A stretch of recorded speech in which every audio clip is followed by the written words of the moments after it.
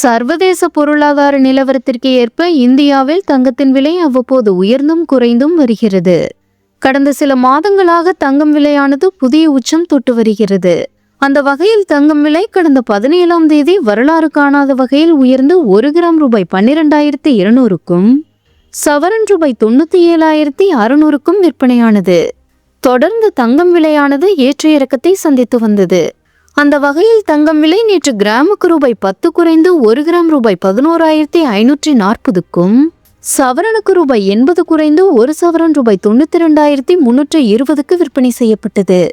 அதேபோல் வெள்ளி விலை கிராமுக்கு ரூபாய் 2 குறைந்து ரூபாய் 173க்கும் 1 கிலோ ரூபாய் 1,73,000க்கும் விற்பனை செய்யப்பட்டது.